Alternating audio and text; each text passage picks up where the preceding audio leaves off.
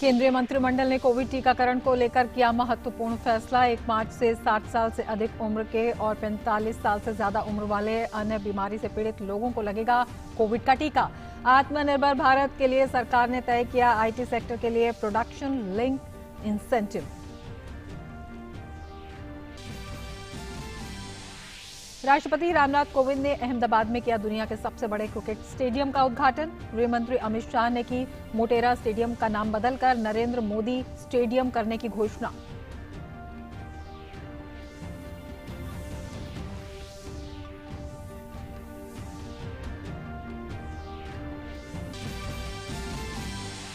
प्रधानमंत्री किसान सम्मान निधि योजना के 2 साल पूरे। अब तक 11.12 करोड़ किसानों को मिला फायदा। प्रधानमंत्री ने कहा, किसानों की आमदनी दोगुनी करने के संकल्प में इस योजना की है बड़ी भूमिका।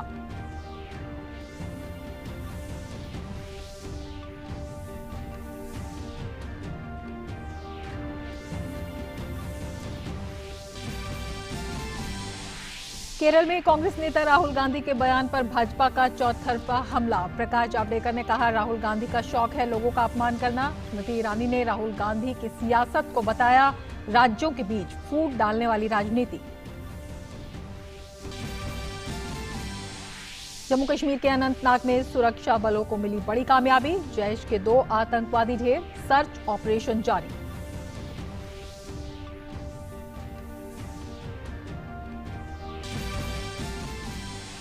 केरल और महाराष्ट्र में कोविड के बढ़ते मामलों के मद्देनजर केंद्र सरकार ने बहु विशेषज्ञों की उच्च स्तरीय टीम को किया तैनात। स्वास्थ्य सचिव ने राज्यों को ट्रांसमिशन चेन तोड़ने और आरटी-पीसीआर टेस्टिंग बढ़ाने के लिए तेजी से उपाय करने का दिया निर्देश।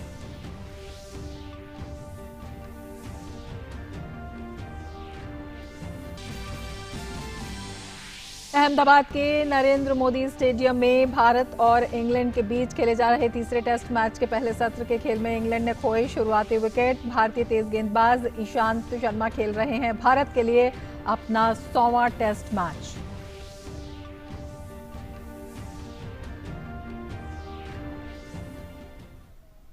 नमस्कार, जीजी न्यूज में आपका स्वागत है। मैं हूं रमा त्यागी। लेंगे समाचार विस्तार से। केंद्र सरकार ने आज कोरोना वैक्सीनेशन पर बड़ा फैसला लिया है। सरकार ने कहा कि 45 साल से ऊपर के बीमार और 60 साल के ऊपर के सभी लोगों का सरकारी केंद्रों पर मुफ्त टीकाकरण किया जाएगा। केंद्रीय मंत्री प्रकाश जावड़ेकर ने कहा कि 10,000 सरकारी और 20,000 निजी अस्पतालों में टीकाकरण 1 मार्च से शुरू होगा। सरकार ने तय किया है कि 1 मार्च से यानी अगले सप्ताह से, सोमवार से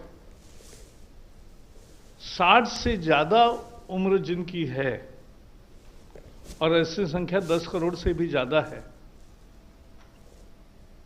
ऐसे सभी लोगों को, और 45 से ज्यादा उम्र जिनकी है लेकिन जिनको कोमॉर्बिडिटी है, कोई ना कोई दूसरी बीमारी है, ऐसे 45 से ज्यादा उम्र वाले लोगों को भी 1 मार्च से टीकाकरण किया जाएगा 10,000 सरकारी केंद्रों पर।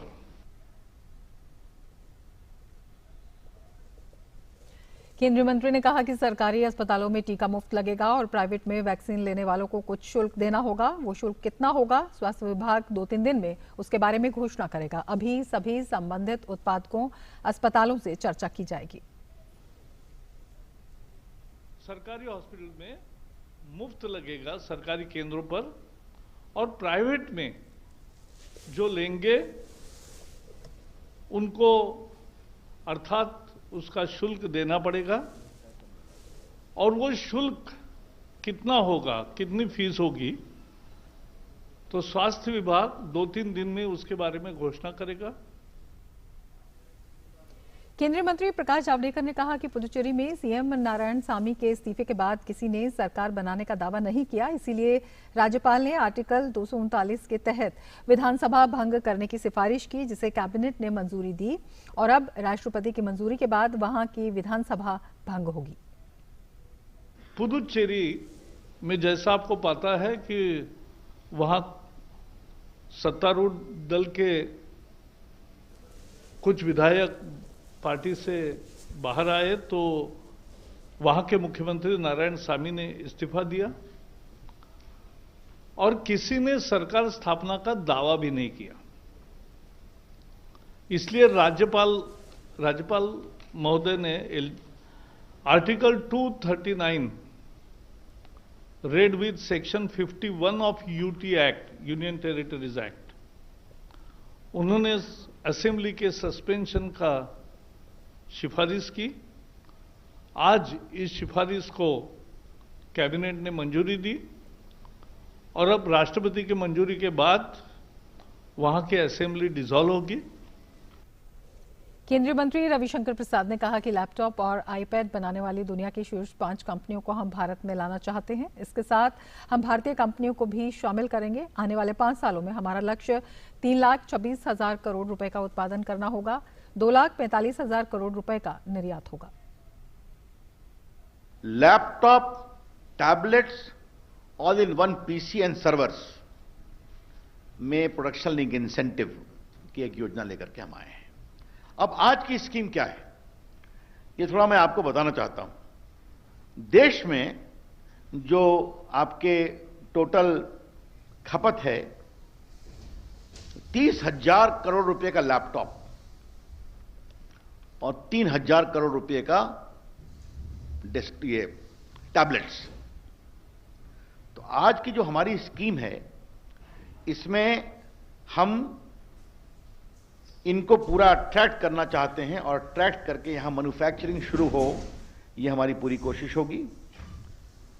तो इसलिए हम 5 जो लार्ज कंपनी है जो बनाती हैं, जो 50% ऑफ द वर्ल्ड मार्केट को कंट्रोल करते हैं, लैपटॉप में, आपके टैबलेट्स में, आईपैड वगैरह में, उनको हम हिंदुस्तान में लाना चाहते हैं। और इंडियन कंपनी को भी हम बनाना चाहते हैं नेशनली चैंपियन। हमारा उद्देश्य है कि हम इसमें टोटल प्रोडक्शन आने वाले 5 वर्षों में 3,26,000 करोड़ का होगा। और हमारे संवाददाता बिक्रमजीत सिंह हमारे साथ जुड़े हुए हैं कैबिनेट के फैसलों पर और अधिक जानकारी के लिए। बिक्रम, कैबिनेट के आज कई अहम फैसले और सबसे महत्वपूर्ण फैसला अगर हम माने तो जिस तरह से वैक्सीनेशन की प्रक्रिया को आगे बढ़ाने के संबंध में किया गया है और 60 साल के ऊपर के लोगों को या 45 साल के ऊपर के उन लोगों को जिन्हें कुछ बीमारियां हैं, इसे लेकर क्या कुछ विस्तार से जानकारी इस बारे में देंगे? देखिए, जो वैक्सीनेशन ड्राइव है 1 मार्च से जो अगला चरण शुरू हो रहा है, उसमें जो 60 साल हैं या उससे ऊपर के लोग हैं, वो किसी भी श्रेणी के हों, चाहे वो स्वास्थ्य हैं या स्वास्थ्य नहीं है, उन सभी को जो है टीकाकरण के अंतर्गत आएंगे। और जहां तक उम्र 45 से ऊपर के हैं, जिन्हें स्वास्थ्य संबंधी कोई समस्या है तो वो लोग जो है 45 से ऊपर वाले की जो उम्र है, वो लोग जो है इस टीकाकरण के अंतर्गत आएंगे।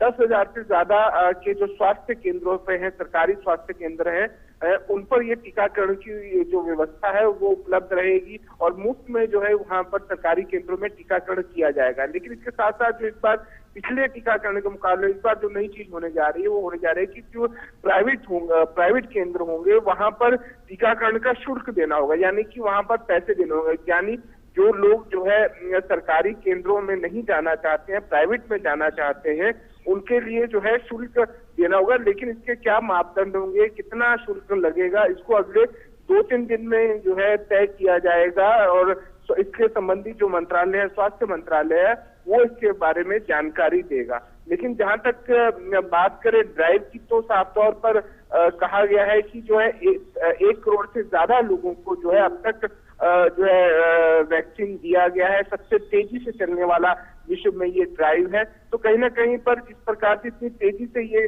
कार्य किया गया है वैक्सीनेशन का, वो कहीं ना कहीं पर ये दर्शाता है कि सरकार कितनी सजग है, कितनी सटीकता से कार्य करे, क्योंकि उसके बाद भी जो है इस प्रकार के कोई केसेस नहीं आए जिस प्रकार का भ्रम जो है विपक्ष के द्वारा फैलाया जा रहा था। तो कहीं ना कहीं पर सरकार की सतर्कता और सरकार जिस प्रकार से कार्य कर रही है, उसको कहीं ना कहीं इस बात का श्रेय जाता है। बिल्कुल। अगर राजनीतिक फैसलों की बात करें तो पुडुचेरी के बारे में जो फैसला लिया गया है वो भी काफी अहम है। जी बिल्कुल ठीक कहा आपने, क्योंकि जिस प्रकार से पुडुचेरी में जो है सरकार वी नारायण स्वामी की जो है सरकार गिरी थी, वो बहुमत साबित नहीं कर पाए थे। तो कहीं ना कहीं पर वहां पर क्योंकि कुछ ही समय में वहां पर चुनाव निर्धारित चुनाव जो है होने हैं। ऐसे में यही एक वजह रहस्य हो सकती है कि किसी भी दल ने कुछ समय के लिए जो है सरकार बनाने का दावा नहीं पेश किया हो, और यही वजह है कि अगर किसी सरकार ने दावा नहीं पेश किया तो राज्यपाल द्वारा रिकमेंडेशन किया गया और उसको जो है कैबिनेट ने मंजूरी देके आगे राष्ट्रपति के मंजूरी के लिए भेज दिया है। तो कहीं ना कहीं पर जिस प्रकार के पुडुचेरी में जिस प्रकार के राजनीतिक समीकरण थे, वो समीकरण जो है अब चूंकि चुनाव वहां पर होने हैं, विधानसभा के चुनाव को बहुत ज्यादा लंबा समय नहीं रह गया है, 5 राज्यों के चुनाव होने हैं, उसमें पुडुचेरी भी एक शामिल है, तो देखना होगा कि वहां क्या स्थिति रहेगी। इसके अलावा विक्रमजीत सिंह, बेहद अहम हो जाता है आत्मनिर्भर भारत के बारे में भी प्रोडक्शन लिंक इंसेंटिव की जो बात की गई है वो कितनी अहम है और किस तरह से उस पर आगे काम किया जाएगा? देखिए, आज जो है जो प्रोडक्शन लिंक इंसेंटिव दिए गए हैं वो दिए गए हैं टैबलेट और लैपटॉप के लिए, पीसी, टैबलेट, लैपटॉप, पीसी और इसके साथ साथ जो है सर्वर के लिए। तो कुल मिलाकर अगर देखा जाए तो जिस प्रकार से रविशंकर प्रसाद ने विस्तार से बताया कि किस प्रकार से मोबाइल कंपनियां जो है, जो मोदी सरकार बनने से 2014 से पहले कितनी थी और मोदी सरकार बनने के बाद जो है संख्या में कितना जंप आया है, उसी प्रकार से जो है ऐसा सरकार ने ध्यान केंद्रित किया है कि जो ये लैपटॉप है, टैबलेट है या फिर पीसी सर्वर है, ये जो है इनकी खपत तो भारत में ज्यादा है लेकिन मैन्युफैक्चरिंग नहीं है। तो बहुत ज्यादा मैन्युफैक्चरिंग जो है, जो सामान जो ये बनकर आ रहा है वो विदेशों से आ रहा है। तो आत्मनिर्भर भारत के तहत ये जो सामान है, जो ये टैबलेट है या फिर कहें लैपटॉप है या पीसी सर्वर है, तो ये सब जो है भारत में ही बने, इसके लिए जो कंपनियां हैं उनको आकर्षित करने का एक रास्ता निकाला गया है और इस प्रकार से वो कंपनियां यहाँ पर आएंगी और यहाँ आकर अगर वो अपना सामान बनाएंगी तो यहाँ मार्केट बनेगा, लोगों को रोजगार मिलेगा, और साथ साथ जब मैन्युफैक्चरिंग होगी तो भारत से यहाँ से जो सामान जब बाहर एक्सपोर्ट होगा और भारतीय बाजारों में भी आएगा तो कहीं ना कहीं पर इसमें आत्मनिर्भरता की एक झलक होगी, क्योंकि उसकी एक वजह ये भी होगी कि जो स्थानीय कॉम्पिटिटिव है वो भी आगे बढ़ेंगे। तो साफ तौर पर रविशंकर ने कहा कि ये एक प्रतिस्पर्धा होगी कि ग्लोबल चैंपियंस और जो राष्ट्रीय चैंपियंस है उनकी आपस में जो स्पर्धा होगी वो भी कहीं ना कहीं पर देश के विकास में एक योगदान देगी। इसके साथ साथ फार्मास्यूटिकल कंपनीज, क्योंकि भारत जो है फार्मास्यूटिकल कंपनीज में जिस प्रकार से अग्रणीय माना जाता है, कोरोना काल में जिस प्रकार से भारत ने वैक्सीन बनाई है, तो वो कहीं ना कहीं पर भारतीयों के लिए गर्व का बात है और इसीलिए भारत में फार्मास्यूटिकल्स। बिल्कुल विक्रम, काफी कई मायनों में अहम कैबिनेट के आज के फैसले। बहुत बहुत शुक्रिया तमाम जानकारी विस्तार से देने के लिए। आगे बढ़ते हैं। अहमदाबाद में आज दुनिया के सबसे बड़े क्रिकेट स्टेडियम का उद्घाटन राष्ट्रपति रामनाथ कोविंद ने किया। इस स्टेडियम को अब नरेंद्र मोदी स्टेडियम के नाम से जाना जाएगा। उद्घाटन समारोह में गृह मंत्री अमित शाह भी मौजूद रहे। अहमदाबाद में साबरमती नदी के किनारे बने इस नवनिर्मित स्टेडियम में दर्शकों के बैठने की क्षमता 1,32,000 है। इसके साथ ही ये स्टेडियम मेलबर्न क्रिकेट ग्राउंड को पीछे छोड़ते हुए दर्शक क्षमता के लिहाज से दुनिया का सबसे बड़ा क्रिकेट स्टेडियम बन गया है।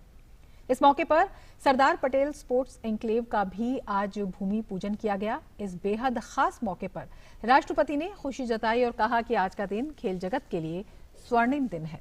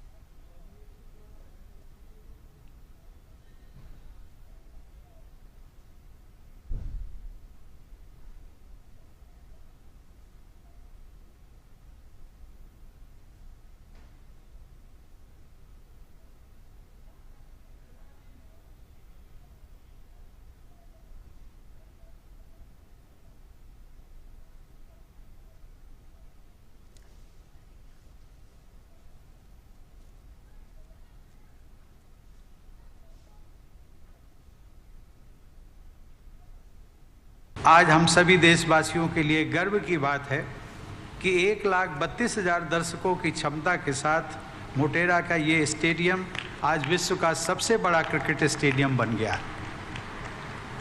मुझे यह जानकारी दी गई है कि इस स्टेडियम में होने वाले डे नाइट मैचों के लिए LED लाइटिंग से रोशनी की विशेष व्यवस्था की गई है। किसी भी अन्य स्टेडियम में इस्तेमाल हो रही लाइटिंग की तुलना में यहाँ लगभग आधी बिजली खर्च होगी। ऊर्जा का इतना किफ़ायती व सक्षम उपयोग विशेष सराहनीय है। ग्रीन बिल्डिंग सर्टिफिकेशन की गोल्ड रेटिंग से युक्त यह स्टेडियम इको फ्रेंडली विकास का एक अच्छा उदाहरण भी है। यह स्टेडियम विश्व पटल पर अपनी मजबूत पहचान बनाने वाले आज के भारत की आकांक्षाओं और क्षमताओं को प्रदर्शित करता है। देवियों और सज्जनों, भारत ने जो वर्चस्व क्रिकेट में हासिल किया है वह इस विश्वास को मजबूत करता है कि अन्य खेलों में ही नहीं बल्कि विकास के क्षेत्रों में भी हमारा देश विश्व में ऊंचा स्थान प्राप्त करने की क्षमता से परिपूर्ण है। भारत और इंग्लैंड के बीच टेस्ट मैच के आयोजन के साथ आज से इस स्टेडियम में अंतर्राष्ट्रीय क्रिकेट मैचों की शुरुआत हो रही है। उद्घाटन समारोह में गृह मंत्री अमित शाह भी मौजूद रहे। गृह मंत्री अमित शाह ने क्रिकेट स्टेडियम के उद्घाटन समारोह में कहा कि नरेंद्र मोदी स्टेडियम में अलग अलग खेलों और खिलाड़ियों के लिए व्यवस्था है। अमित शाह ने कहा कि मोदी जी ने यह भी कहा कि स्पोर्ट्स एन्क्लेव को बनाकर खेल जगत को बहुत बड़ा उपहार दिया है।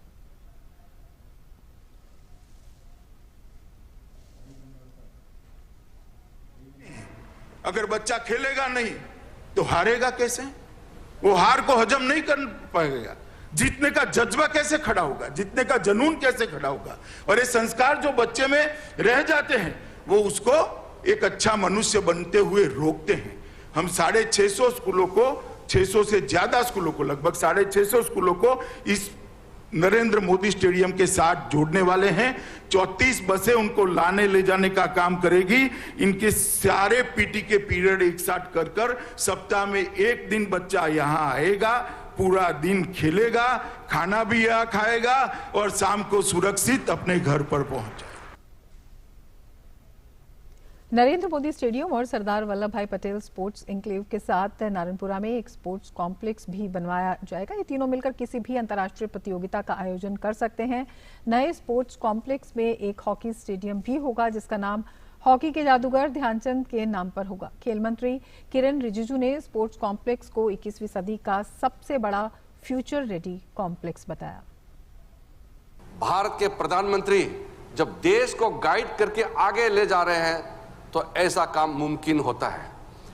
और किस तरीके से इस स्टेडियम को कंस्ट्रक्शन किया, एग्जीक्यूट किया। ये क्रिकेट स्टेडियम सिर्फ सबसे बड़ा स्पोर्ट्स स्टेडियम ही नहीं बल्कि दुनिया का सबसे आधुनिक में से भी एक है।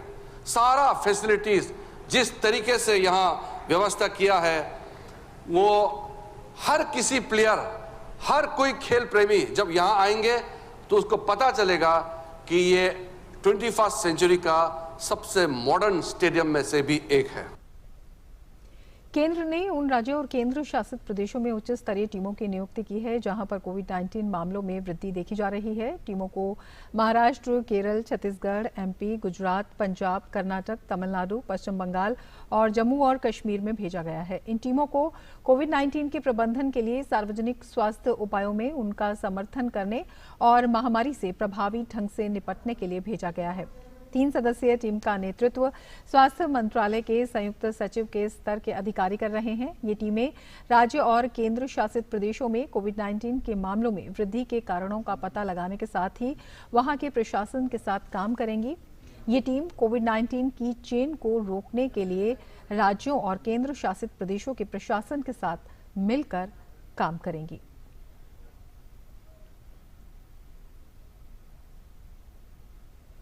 भारत में कोरोना वायरस के खिलाफ जंग में जो सफलता मिल रही है उसके बाद ताज़ा आंकड़ों के मुताबिक देश में रिकवरी रेट बढ़कर 97.25% हो गया है, जबकि मृत्यु दर घटकर 1.42% रह गई है। स्वस्थ हो चुके मरीजों की बात करें तो संक्रमित लोगों में से अब तक 1,07,26,702 मरीज ठीक हो चुके हैं। इस बीच भारत लगातार वैक्सीनेशन के क्षेत्र में नए नए मुकाम हासिल कर रहा है। अभी तक 1,21,65,598 लोगों को कोविड का टीका लग चुका है। बात करें कोविड सैंपल की टेस्टिंग की तो ICMR के आंकड़ों के मुताबिक 21,30,36,275 सैंपल टेस्ट किए जा चुके हैं।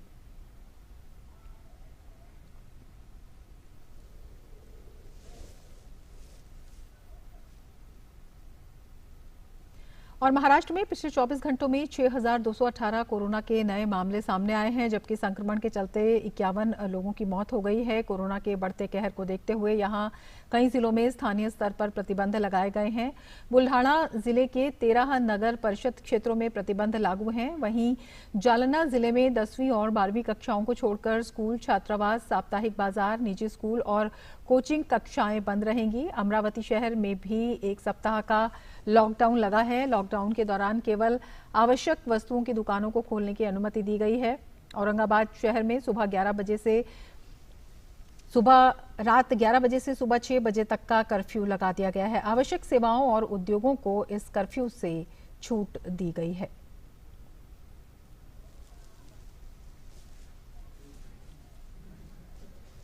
तो लगातार कदम उठाए जा रहे हैं कोरोना के खिलाफ जंग से निपटने के लिए। और कोविड पर केंद्र की निगरानी पर बात करेंगे अपने संवाददाता नितेंद्र सिंह के साथ। नितेंद्र, लगातार अगर देखें तो हर दिशा में चौतरफा प्रयास केंद्र सरकार कर रही है और इसी प्रयास का हिस्सा है विभिन्न राज्यों में जहां पर इस दिशा में कुछ मामले बढ़ने की खबर आई है, वहां पर केंद्र की टीमें भी जा रही हैं। क्या कुछ जानकारी आपके पास है? किस तरह से ये टीम जो है राज्यों के साथ कोऑर्डिनेशन में काम करेंगी और कितना अहम ये कदम माना जाए? कदम विशेष उठाया है क्योंकि जो कुछ राज्य हैं, 5-6 ऐसे राज्य हैं जहां पर हाल के दिनों में केस बढ़े हैं, वहां पर सेंट्रल की टीम गई है और विशेषज्ञों की टीम है इसमें, और ये वहां पर देखेगी कि क्यों वहां पे मामले बढ़े हैं और अपनी जो एक्सपर्टी है, उनकी जो विशेषज्ञता है, वो राज्य के जो स्वास्थ्य अधिकारी होंगे या जो प्रशासनिक अधिकारी होंगे उनको बताएंगे कि किस तरीके से कंटेनमेंट जोन बनाना है और सर्विलांस को तेज करना है। और जो लोग अगर संक्रमित पाए गए तो उनका ट्रीटमेंट किस तरीके से हो, तो उस प्रोटोकॉल का पालन किया जाएगा। और केंद्रीय स्वास्थ्य सचिव ने 7 राज्यों के मुख्य सचिवों को पत्र लिखा है क्योंकि वहां पर मामले बढ़ रहे हैं। ऐसे में जरूरी है कि एक तो कंटेनमेंट जोन बनाया जाए, सर्विलांस को तेज किया जाए, साथ ही साथ जो टीकाकरण अभियान की गति को तेज किया जाए, क्योंकि जो हेल्थ केयर वर्कर हैं या फ्रंट लाइन वर्कर हैं उनका टीकाकरण होगा। तो जो संक्रमित एरिया है, संक्रमण का जो एरिया है, कंटेनमेंट जोन है, उसमें वो काम करेंगे तो वो सुरक्षित रहेंगे। तो एक तरफ तो वायरस के फैलाव को रोकने की बात हो रही है, दूसरी तरफ टीकाकरण के अभियान को भी तेज करने की बात की गई है केंद्र सरकार की तरफ से। बिल्कुल। और जिस तरह से आपने एक कोऑर्डिनेशन की बात बताई है, जो केंद्र के अधिकारी हैं, राज्य के जो संबंधित अधिकारी हैं, उनके साथ एक कोऑर्डिनेशन में काम करेंगे, ये कितना अहम हो जाता है अगर हम इस चेन को तोड़ने की बात करते हैं? और क्या कुछ खाका, क्या कुछ प्रारूप रहेगा इस पूरी कार्रवाई का? देखिए, सरकार की तरफ से, केंद्र सरकार की तरफ से राज्यों को पहले ही प्रोटोकॉल दिए जा चुके हैं, क्योंकि हम देखें जो पिछले 3-4 महीनों में जो केस ज्यादा थे उसको किस तरीके से कम किया गया, तो सेम प्रोटोकॉल वहां लागू करना है। एक तो जहां पे केस ज्यादा बढ़े, जिन जिलों में, वहां पे जिन इलाकों में केस है वहां पे कंटेनमेंट जोन क्रिएट करें, सख्ती से उसका पालन करें ताकि लोग, जो अंदर के लोग बाहर न जा सके, बाहर के लोग वहां न जा सके। सर्विलेंस ये करना है कि जो उनके संपर्क में लोग आए हैं संक्रमित व्यक्ति के, उनकी पहचान की जाए, उनको आइसोलेट करके उनको क्वारंटाइन किया जाए, जो अगर गंभीर रूप से बीमार है उनका इलाज हो। ये रणनीति जो पहले से चली आ रही है उसको सख्ती से लागू करना है। तीसरी जो सबसे इम्पोर्टेंट बात है कि लोगों में अगर ये लापरवाही देखी जा रही है कि वो मास्क नहीं पहन रहे हैं, 2 गज की दूरी का पालन नहीं कर रहे हैं, या फिर हाथ साफ करने की बात है, अगर उसका पालन नहीं कर रहे हैं तो प्रचार प्रसार के माध्यम से लोगों को जागरूक किया जाए कि आप भीड़ भाड़ इलाकों में न जाएं और जब भी आप घर से बाहर निकले तो मास्क जरूर पहने। ये जरूरी है क्योंकि कोविड बिहेवियर अगर नहीं अपनाएंगे तो वायरस, क्योंकि हमारे वातावरण में है, हमारे समाज के बीच में मौजूद है, थोड़ी सी भी ढिलाई बरतेंगे तो वायरस संक्रमित करेगा, क्योंकि वायरस बहुत चालाक है, चतुर है। ऐसे में हमें जरूरत है कि हमें मास्क जरूर लगाना है और सोशल डिस्टेंसिंग की बात हो रही है 2 गज दूरी की, उसका पालन बहुत जरूरी है। बिल्कुल नितेंद्र, बेहद सटीक आपने बात बताई है। इसके अलावा केंद्र जो चौतरफा दिशा में काम कर रही है, चाहे टेस्टिंग की बात हो, सैंपलिंग की बात हो, ट्रैकिंग की बात हो, या फिर इस पर लगाम लगाने की बात हो, तमाम कोशिश किए जा रहे हैं और टीकाकरण अभियान भी आगे बढ़ रहा है। कैबिनेट ने आज बेहद महत्वपूर्ण फैसला लिया है जिसमें ये बताया गया है कि सरकारी केंद्रों पर ये टीका मुफ्त लगेगा 60 साल से और 45 साल के उन लोगों को जिनको बीमारी है, और 60 साल से ऊपर सभी लोगों को इसमें लगाया जाएगा। और ये भी कहा गया है कि जो प्राइवेट केंद्र हैं वहां पर भी लगेगा, लेकिन उसमें जो शुल्क है वो कितना हो, इस पर अभी विचार विमर्श जारी है और इसकी घोषणा की जाएगी। तो कितना बड़ा ये कदम है और इस दिशा में क्या कुछ प्रगति है और क्या कुछ इसमें अभी किस तरह के एक जिसे कहते हैं कि फ्रेमवर्क पर काम किया जा रहा है? देखिए, सरकार ने अपनी तय रणनीति के हिसाब से काम कर रही है कि पहले चरण में जो हेल्थ केयर वर्कर थे, फ्रंट लाइन वर्कर थे, उनको टीकाकरण में शामिल किया गया क्योंकि वो सबसे पहले वायरस के संपर्क में आते हैं। इसके अलावा जो दूसरे चरण में था कि 60 साल से जो लोग ऊपर हैं उनको टीकाकरण में शामिल किया जाए और 1 मार्च से इनको टीकाकरण में शामिल किया जाएगा। और सरकारी जो केंद्र हैं, अस्पताल है, डिस्पेंसरी है, पीएचसी है, सीएचसी, वहां पर मुफ्त में टीका लगेगा। इसीलिए केंद्र की तरफ से स्वास्थ्य सचिव ने राज्यों को पत्र लिखा है कि वो व्यापक तौर पे टीकाकरण अभियान की तैयारी करें। कोल्ड चेन मेंटेन कैसे हो, उसकी तमाम व्यापक तैयारी अभी से शुरू करने की जरूरत है। इसके अलावा जो 45 साल से ऊपर लोग हैं जिनको कई सारी गंभीर बीमारियां हैं, उनको भी इस टीकाकरण में शामिल किया जाएगा जो 1 मार्च से शुरू होगा। और सरकार के पास टीका पर्याप्त मात्रा में है और ज्यादा से ज्यादा लोगों को इसके दायरे में लाया जाए, इसको लेकर के सरकार ने अपनी रणनीति को खोल दिया है और 1 मार्च से टीकाकरण 45 साल से ऊपर के और 60 साल से ऊपर के लोगों को दिया जाएगा। जो इसमें सबसे इम्पोर्टेंट बात है कि जो हाल के दिनों में जो डाटा पिछले 1 साल का देखें कि जो सबसे ज्यादा मौत हुई है वो 45 साल से ऊपर के लोगों की मौत हुई है कोरोना से। और सरकार की पहली प्रायोरिटी ये है कि किसी की भी जान नहीं जाए कोरोना की वजह से, चाहे वो अस्पताल में भर्ती हो या फिर घर पे रहें। ऐसे में जरूरी है कि वैक्सीन सबको लगे जो हाई रिस्क ग्रुप में है। और ये भी हम अपने दर्शकों से अपील करना चाहेंगे कि जिनको भी टीका लगना है कृपया वो टीका लगवाएं, टीकाकरण जरूर करवाएं, हिचके नहीं। जब आप टीका लगाएंगे तभी हम कोरोना के महामारी को रोकने में कामयाब होंगे। बिल्कुल, और सबके लिए उसकी उपलब्धता सुनिश्चित हो, इस दिशा में भी कदम उठाए जा रहे हैं। नितेंद्र, बहुत बहुत शुक्रिया तमाम जानकारी के लिए। आगे बढ़ते हैं। किसानों को सशक्त करने की दिशा में बनी प्रधानमंत्री किसान सम्मान निधि योजना की आज दूसरी वर्षगांठ है। इस योजना के तहत देश भर में प्रति किसान परिवार को केंद्र सरकार की तरफ से सालाना 6,000 रुपए दिए जाते हैं। 6,000 रुपए की रकम 3 किश्तों में किसान के बैंक खातों में सीधे पहुंचाई जाती है। छोटे किसानों के लिए ये योजना बेहद उपयोगी साबित हो रही है। बुआई से ठीक पहले नकदी संकट से जूझने वाले किसानों को इस योजना के तहत नकदी मिलने से बीज और खाद की उपलब्धता में सहूलियत मिल रही है। इस मौके पर प्रधानमंत्री ने ट्वीट किया और प्रधानमंत्री ने ट्वीट करते हुए कहा कि पीएम किसान निधि की लॉन्चिंग को आज 2 साल पूरे हो रहे हैं। अन्नदाताओं के कल्याण को समर्पित इस योजना से करोड़ों किसान भाई बहनों के जीवन में जो बदलाव आए हैं उससे हमें उनके लिए और अधिक काम करने की प्रेरणा मिली है। प्रधानमंत्री नरेंद्र मोदी ने अपने अगले ट्वीट में कहा कि अन्नदाताओं के जीवन को आसान बनाने और उनकी आय दोगुनी करने का जो संकल्प देश ने लिया है उसमें पीएम किसान निधि की महत्वपूर्ण भूमिका है। आज हमारे किसान आत्मनिर्भर भारत अभियान के भी अभिन्न अंग बन रहे हैं। और कांग्रेस पार्टी के नेता और सांसद राहुल गांधी को लेकर राजनीति एक बार फिर से गर्मा गई है। राहुल ने केरल में बतौर वायनाड सांसद अपने जो अनुभव बताए उसके बाद भाजपा ने उन पर चौतरफा हमला बोल दिया है। केंद्रीय मंत्री और अमेठी से सांसद स्मृति ईरानी ने भी राहुल गांधी को आड़े हाथों लिया और कहा कि वो राज्यों के बीच फूट डालने की राजनीति कर रहे हैं। प्रदेशों के बीच में फूट डालने की जो राजनीति राहुल गांधी कर रहे हैं उससे भारतीय लोकतंत्र को आघात पहुंचाने वाली उनकी राजनीति का जवाब देश की जनता उन्हें 2019 के चुनाव में दे चुकी है। कल आपने गुजरात के जब स्थानीय निकाय के चुनाव के परिणाम देखे उसमें भी कांग्रेस पार्टी की हार और 85% सीटों पर भारतीय जनता पार्टी की जीत जवाब है राहुल गांधी की डिवाइसिव पॉलिटिक्स का। झूठ की बुनियाद पर जो पुलिंदे बनाते हैं राहुल गांधी, चाहे वो कृषि कानून की दृष्टि से हो, चाहे वो फिशरीज मंत्रालय की दृष्टि से हो, बार बार अपने झूठ को दोहराने के बाद राहुल गांधी ने जो शिकस्त अपने पार्टी के लिए प्रतिस्थापित की है, मुझे लगता है उनकी यही पॉलिटिकल लेगेसी है। राहुल गांधी आज भी अपनी यात्रा में दोबारा मत्स्य पालन मंत्रालय के संदर्भ में एक और झूठ बोल चुके हैं। सच सामने आने के बाद भी उनका सच से सरोकार नहीं है। ये राहुल गांधी देश की जनता के सामने अपने विचारों के माध्यम से अपनी राजनीति को प्रस्तुत करते हुए बतला रहे हैं।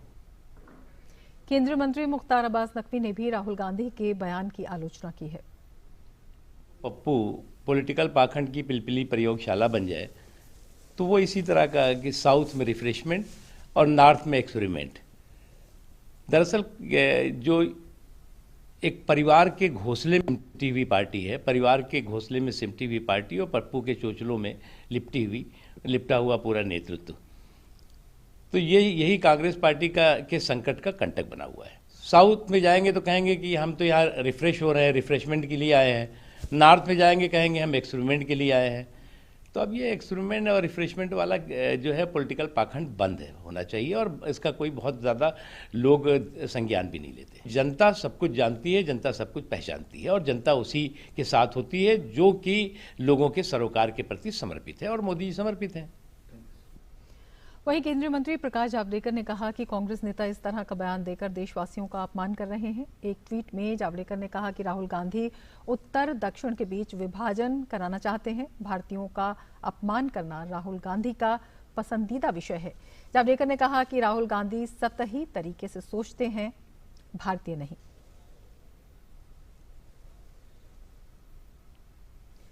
आगे बढ़ेंगे। जम्मू कश्मीर में अनंतनाग के श्री गुफवारा शालगुल वन क्षेत्र में चल रही मुठभेड़ में सुरक्षा बलों ने जैश के 2 आतंकवादियों को मार गिराया है। फिलहाल इलाके में तलाशी अभियान अभी जारी है। दरअसल सुरक्षा बलों को इलाके में आतंकियों के छिपे होने की सूचना मिली थी। इसी सूचना के आधार पर संयुक्त टीम ने इलाके की घेराबंदी शुरू की। इस दौरान खुद को घिरा देख आतंकियों ने सुरक्षा बलों को निशाना बनाना शुरू कर दिया।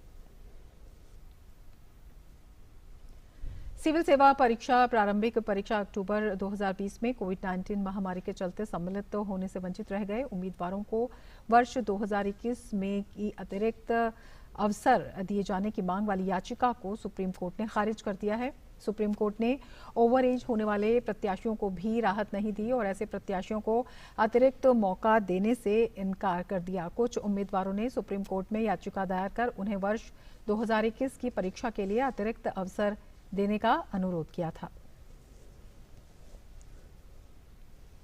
नई दिल्ली में आज अनुसूचित जाति आयोग के अध्यक्ष के रूप में वरिष्ठ नेता विजय सांपला ने पदभार ग्रहण किया। विजय सांपला पंजाब के नेता रहे हैं और इससे पूर्व सांसद और मोदी सरकार में मंत्री भी रहे हैं। एक गरीब परिवार से आए विजय सांपला ने पंचायत स्तर से सियासत शुरू की। आयोग का पदभार ग्रहण करने के बाद डीडी न्यूज से बात करते हुए उन्होंने कहा कि गरीब और वंचित समाज को न्याय दिलाना उनकी प्राथमिकता रहेगी।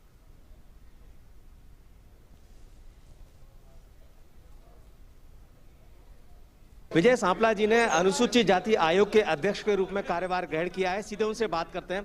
सर, किस तरीके की प्राथमिकता है आयोग की, खास तौर से ऐसे समय में जब आपके ऊपर ये जिम्मेदारी दी गई है? आपने भी प्रेस कॉन्फ्रेंस में कहा कि हमारी प्राथमिकताएं अन्याय के खिलाफ लड़ाई की होगी। देखिए, अनुसूचित जाति के लोगों के ऊपर उत्पीड़न होता आया है और इसी को ध्यान में रखते हुए इस आयोग की स्थापना की गई है। तो इसकी मुख्य भूमि यही है कि उत्पीड़न वंचित समाज के लोगों के साथ हो रहा अन्याय, वो चाहे सरकारी केंद्र सरकार के कर्मचारियों के हो, अर्ध सरकारी कर्मचारियों के या प्रादेशिक कर्मचारियों के, और चाहे सरकारों द्वारा उनके दिए हुए फंडों का दुरुपयोग की भी जो शिकायतें ऐसी हों, और चाहे सामाजिक गैर सामाजिक जो है उनका उत्पीड़न होता हो, उन सब का को न्याय दिलवाना इस का काम रहेगा। और अन्याय ना हो उसके लिए भी समय समय रहते हुए हम अपने सुझाव केंद्र सरकार को माननीय राष्ट्रपति जी को देते रहेंगे। सर, ये जिस तरीके से पूछा गया है आज प्रेस कॉन्फ्रेंस में कि केसेस पेंडिंग सी बहुत है, आप कब से कामकाज शुरू कर देंगे और ये समस्या का निदान करेंगे? देखिए, आज के बाद जब नेक्स्ट मंडे आएगा, इससे जो आयोग है अपना पूर्ण रूप से कार्य शुरू कर देगा। तो हमने बात की विजय सांपला जी से, इनका कहना है कि अगले सोमवार से कामकाज शुरू हो जाएगा और जो केसेस की पेंडेंसी है उसको भी कम करने का प्रयास किया जाएगा। Rishi Kumar, DD news, Delhi. आगे बढ़ते हैं। नेपाल की सुप्रीम कोर्ट के आदेश के बाद वहां राजनीतिक गहमागहमी बढ़ गई है। सुप्रीम कोर्ट ने देश की संसद बहाल करने का आदेश दिया है और कहा है कि ओली सरकार 13 दिन के अंदर 275 सांसदों वाले हाउस का सेशन बुलाए। इस राजनीतिक संकट के बीच आज नेपाल कम्युनिस्ट पार्टी के अध्यक्ष और कार्यवाहक प्रधानमंत्री केपी शर्मा ओली ने अपने गुट के नेताओं की स्थायी समिति की बैठक आज प्रधानमंत्री आवास बलुआतार में बुलाई। ऐसे में कार्यवाहक प्रधानमंत्री ओली को संसद में बहुमत साबित करना होगा। इसके अलावा नेपाल कम्युनिस्ट पार्टी के दहल नेपाल गुट ने भी आज शाम संसदीय दल की बैठक बुलाई है। पार्टी के प्रवक्ता नारायण काजी श्रेष्ठ ने बैठक के बारे में जानकारी देने के अलावा कहा कि पार्टी आज राजधानी और 77 जिलों में विजय रैली निकाल रही है। इस बीच सत्तारूढ़ नेपाल कम्युनिस्ट पार्टी के उपाध्यक्ष वामदेव गौतम ने प्रधानमंत्री केपी शर्मा ओली से बिना किसी देरी के इस्तीफा देने की अपील की है। एक प्रेस बयान जारी करते हुए सुप्रीम कोर्ट के फैसले के मद्देनजर इस्तीफे की मांग की गई है। साथ ही राष्ट्रपति विद्यादेवी भंडारी से संवैधानिक पीठ के फैसले का स्वागत करने और प्रतिनिधि सभा का सत्र बुलाने की मांग की।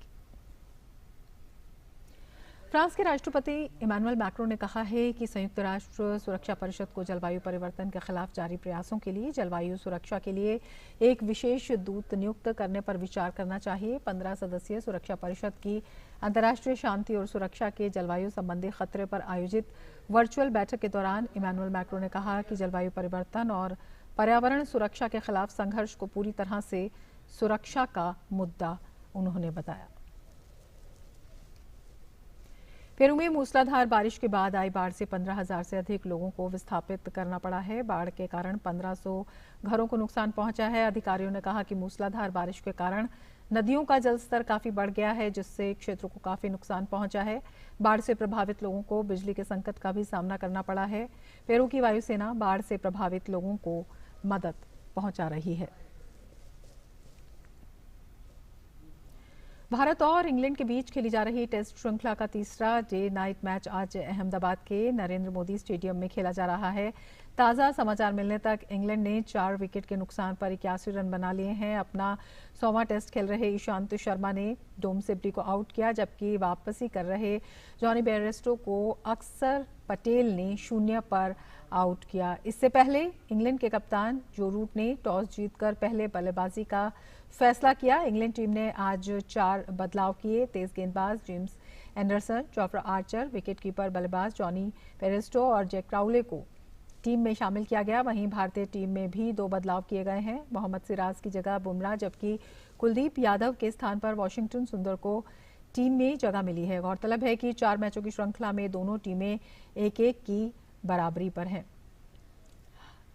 हमारे संवाददाता तपस हमारे साथ वहां से जुड़े हुए हैं। तपस, सबसे पहले अपडेट जानना चाहेंगे, क्या अपडेट है, किस तरह से मैच वहां चल रहा है?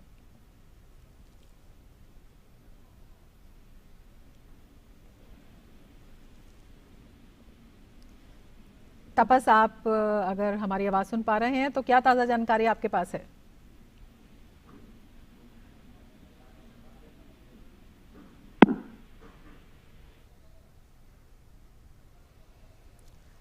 हमारे संवाददाता तपस से संपर्क नहीं हो पा रहा है। आगे बढ़ते हैं खबरों में। चैंपियंस लीग के राउंड ऑफ 16 के पहले लेग में चेल्सी ने एटलेटिको मैड्रिड को 1-0 से हरा दिया है। पहला हाफ गोल रहित समाप्त हुआ, लेकिन दूसरे हाफ के 68वें मिनट में चेल्सी की तरफ से बेहतरीन मूव बनाम और उनके स्टार खिलाड़ी ओलिवर गिरो ने गोल कर अपनी टीम को मैच में 1-0 से आगे कर दिया। इसके बाद मैच में और कोई गोल देखने को नहीं मिला और चेल्सी ने ये मैच आसानी से अपने नाम कर लिया।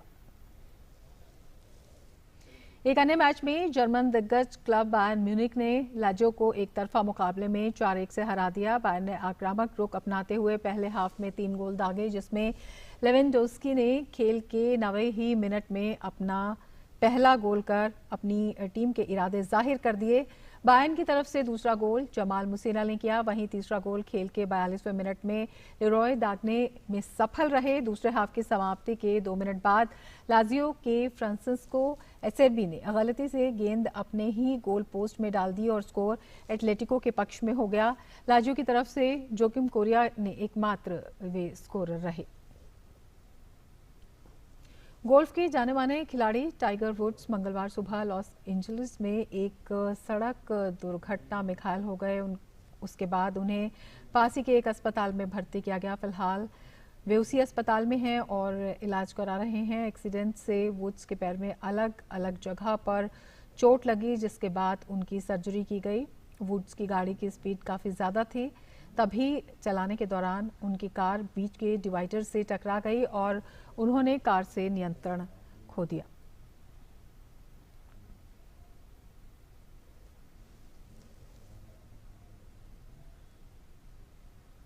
कनाडा के अल्बर्टा प्रांत में आकाश में उल्कापात का नज़ारा देखने को मिला। उल्कापात से हुए धमाके का नज़ारा इतना जोरदार था कि इसे अमेरिकी सीमा से लेकर आर्कटिक सर्कल तक देखा गया। उल्कापात तब होता है जब उल्काएं काफ़ी तेज़ गति से पृथ्वी के वातावरण में काफ़ी तेज़ गति से प्रवेश करती हैं। इस तरह की घटनाएं काफ़ी दुर्लभ होती हैं।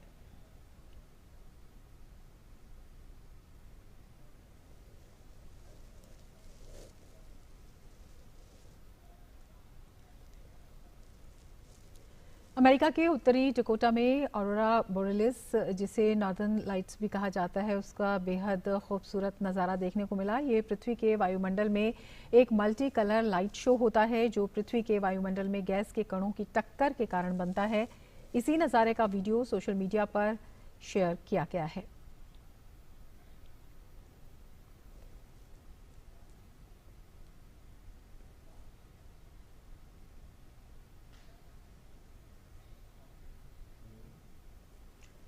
चेक गणराज्य के गोताखोर डेविड वेंकल ने बर्फ की सतह से 81 मीटर नीचे तैरकर नया विश्व रिकॉर्ड बनाया है। 38 वर्षीय गोताखोर ने कोरोना पाबंदियों के कारण ऑस्ट्रिया के ग्लेशियर लेक के बजाय लाहौस में रिकॉर्ड बनाने का कारनामा केवल स्विम सूट पहनकर बनाया। वेंक को 1 फुट मोटी बर्फ की सतह में छेद कर बर्फ की सतह के भीतर तैरने के लिए भेजा गया था। इस तरह उन्होंने ग्रीनलैंड में अक्टूबर 2017 में डेनमार्क के स्टिग अबाल सेवेरिनसेन के 250 फीट के रिकॉर्ड को तोड़ा।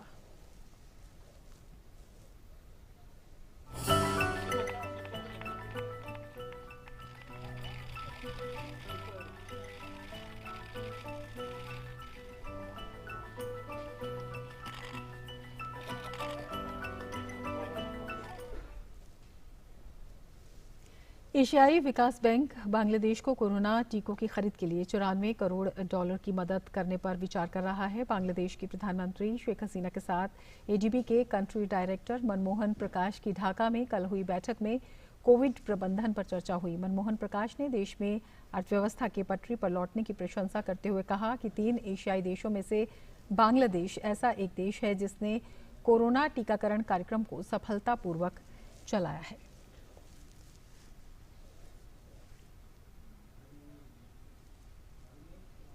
विश्व बैंक ने लेबनान को कोरोना टीकाकरण अभियान के लिए दी जा रही वित्तीय सहायता को निलंबित करने की धमकी दी है। विश्व बैंक ने लेबनान के राजनेताओं द्वारा पहले कोरोना का टीका लगाए जाने के मद्देनजर ये चेतावनी दी है। स्थानीय मीडिया की रिपोर्ट के आधार पर प्राथमिक समूह में नहीं शामिल होने के बाद भी कुछ जनप्रतिनिधियों ने संसद में कोरोना का टीका लगवाया। विश्व बैंक की $3.4 करोड़ की मदद से लेबनान को 60,000 फाइजर टीकों की पहली 2 खेपें मिली। विश्व बैंक ने कहा कि वो टीकाकरण कार्यक्रम की निगरानी करेगी और किसी तरह के पक्षपात के खिलाफ भी चेतावनी दे दी गई है।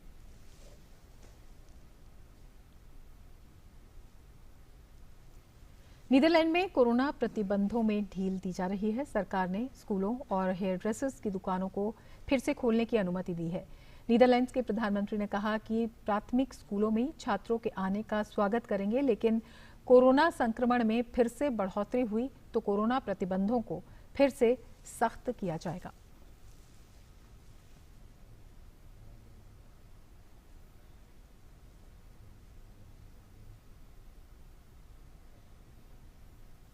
अर्जेंटीना के राष्ट्रपति अल्बर्टो फर्नांडीज ने देश में कोरोना टीके दिए जाने के मामले में सामने आए घोटाले पर रक्षात्मक रुख अख्तियार करते हुए कहा कि अगर किसी ने भी अपने पद का इस्तेमाल करते हुए टीका लगवाया है तो उसे बर्खास्त किया जाएगा। राष्ट्रपति फर्नांडीज ने साथ में कहा कि उन्होंने कभी भी सरकार से जुड़े लोगों को टीका देने का समर्थन नहीं किया था, लेकिन इस मुद्दे पर उन्होंने विपक्ष के विरोधी रुख की आलोचना की। इस घोटाले के कारण देश के स्वास्थ्य मंत्री ने पहले ही इस्तीफा दे दिया है। इस बीच मेक्सिको के राष्ट्रपति एंड्रेस मैनुएल लोपेज ओब्राडोर ने संयुक्त राष्ट्र से कोरोना टीकों के समान वितरण को सुनिश्चित करने के लिए और कदम उठाने को कहा है, जिससे कि गरीब देशों को टीका मुहैया कराया जा सके।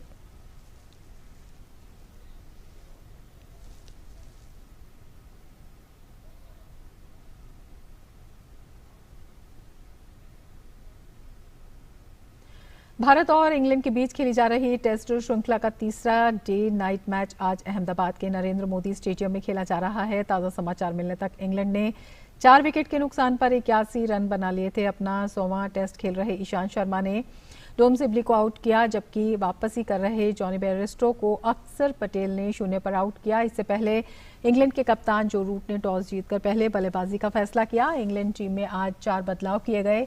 तेज गेंदबाज James Anderson, Jofra Archer, wicketkeeper बल्लेबाज जॉनी बेयरस्टो और जैक क्राउले को टीम में शामिल किया गया। वहीं भारतीय टीम में भी 2 बदलाव किए गए हैं। मोहम्मद सिराज की जगह बुमराह, जबकि कुलदीप यादव के स्थान पर वाशिंगटन सुंदर को टीम में जगह मिली है।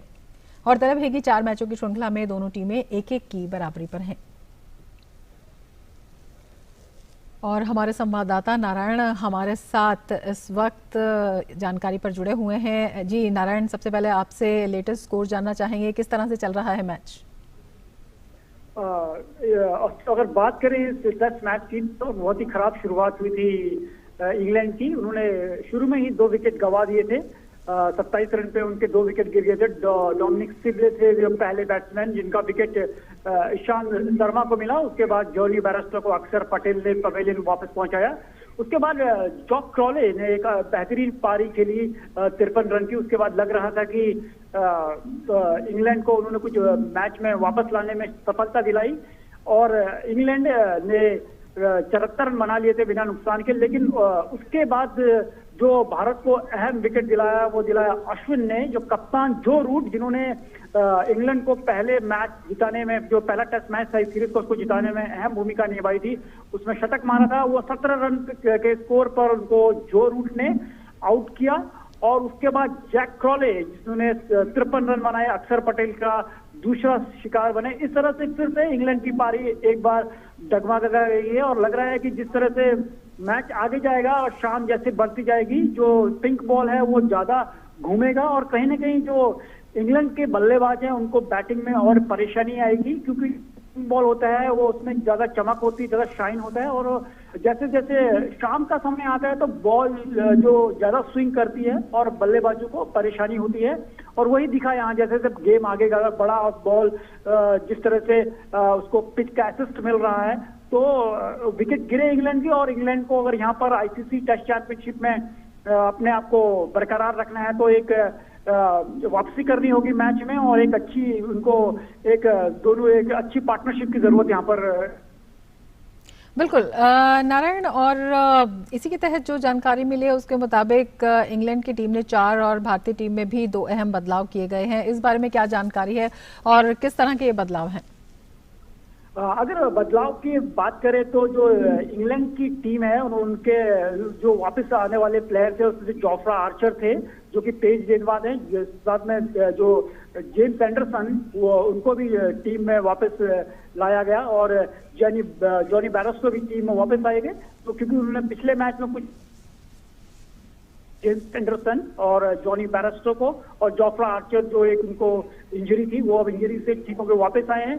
तो उन्होंने जो अपना जो बॉलिंग था, बॉलिंग डिपार्टमेंट को थोड़ा स्ट्रॉन्ग करने का कोशिश किया है यहाँ पर, क्योंकि पहले मैच जीतने के बाद दूसरे मैच में जो उन्होंने बदलाव किए थे वो उनको कहीं ना कहीं भारी पड़े थे और वो गलती उन्होंने यहाँ पर न करते हुए जो अपने टॉप क्लास जो प्लेयर्स थे जैसे कि एंडरसन और जॉनी बेयरस्टो को वापस लाए और कहीं ना कहीं देखने पड़ेगा कि वो कितना उनको फायदेमंद होगा। और भारतीय टीम की बात करें तो भारतीय टीम में जो आपके तेज गेंदबाज हैं जसप्रीत बुमराह, उनको टीम में वापस लाया गया और वॉशिंगटन सुंदर को कुलदीप यादव की जगह टीम में जगह मिली।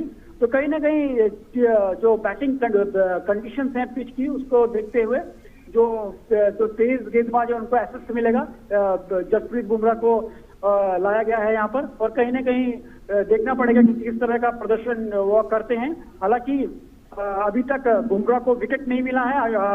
ईशांत शर्मा जो अपना 100वां मैच खेल रहे हैं, उन्होंने एक विकेट लिया है, और अक्षर पटेल क्योंकि जिनको टीम में पिछला मैच था, उनको डेब्यू किया था पिछले मैच में जो चेन्नई में हुआ था, टेस्ट मैच में डेब्यू किया था, तो वो दोबारा एक बार यहाँ सफल होते नजर आ रहे हैं। उनको 2 विकेट मिल चुके हैं, और जिस तरह से लग रहा है भारत का पलड़ा इस मैच में भी भारी लग रहा है। बिल्कुल, इंग्लैंड को कड़ी मशक्कत करनी पड़ सकती है। नारायण सिंह, आप नजर बना रखें। फिलहाल शुक्रिया पूरी जानकारी के लिए। आगे बढ़ेंगे। बड़े बांधों और नदी घाटी की सतत विकास के लिए international commission on large dam ने नई दिल्ली के कॉन्स्टिट्यूशनल क्लब में एक संगोष्ठी का आयोजन किया है। 3 दिन तक चलने वाली इस संगोष्ठी में देश विदेश के कई जाने माने विशेषज्ञ हिस्सा ले रहे हैं। भारत में टिहरी, भाखड़ा, सरदार सरोवर जैसे लगभग 5,334 बड़े बांध हैं और अभी 411 बांध बन रहे हैं। बड़े बांध वाले देशों में भारत का विश्व में तीसरा स्थान है। भारत की कुल ऊर्जा के उत्सर्जन में जलीय ऊर्जा का हिस्सा 13.10% है। ऊर्जा उत्सर्जन के लिहाज से भारत का स्थान विश्व में 7वां है। देश की बड़ी आबादी को ध्यान में रखते हुए ऊर्जा और जल की बड़े पैमाने पर आवश्यकता है, जिसके लिए बड़े बांधों और नदी घाटी के सतत विकास जरूरी है। इसके मद्देनजर international commission on large dam ने नई दिल्ली के कॉन्स्टिट्यूशन क्लब में एक संगोष्ठी का आयोजन किया है। 3 दिन तक चलने वाली इस संगोष्ठी में देश विदेश के कई जाने माने बांध और जल ऊर्जा विशेषज्ञ हिस्सा लेंगे। केंद्रीय जल शक्ति मंत्री गजेंद्र सिंह शेखावत ने कहा कि भारत ने विश्व में बांधों की सुरक्षा में बहुत काम किया है, जिसमें विशेषज्ञों को भी जोड़ा गया है। Third largest number of large dams after China and USA. India therefore has a major task on hand to address these important challenges, and this government is fully cognizant of this. Sustainable management of water and making water everybody's business has been one of the most important areas of focus for this government led by Honorable Modi ji. केंद्रीय ऊर्जा मंत्री R K. Singh ने कहा कि हमें नए बांध बनाने की आवश्यकता है। लोगों के जीवन को बेहतर बनाने के लिए ऊर्जा की जरूरत है। इन ऊर्जा आवश्यकताओं को पूरा करने के लिए बांध बनाने पड़ेंगे। बांधों के निर्माण के लिए विशेषज्ञों की जरूरत होगी। Dams are something which improve human lives and livelihoods. We have to store water. We have to store water. We have to store the extra runoff, and we have to utilize it for mankind without harming the environment. And you engineers, of course, will work out ways and means to tell us, ways and means to tell us as to how we can do this without harming the environment. 25 से 27 फरवरी तक संगोष्ठी virtual platform पर होगी, जिसमें 40 देशों के 800 प्रतिभागी हिस्सा ले रहे हैं। कोशिश है कि देश के विकास के लिए आवश्यक बिजली और पानी की जरूरतों के मद्देनजर बांध सुरक्षा के लिए विशेषज्ञों के अनुभवों को बड़ी बांध परियोजनाओं से जोड़ा जाए। चंद्रशेखर की रिपोर्ट, टीटी न्यूज। इसके साथ ही इस बुलेटिन में फिलहाल इतना ही। दीजिए इजाजत। नमस्कार।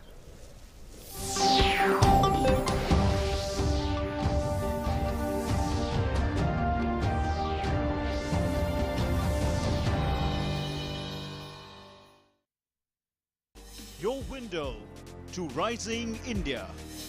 India's voice on global platforms. Latest news from India and around the world. In-depth analysis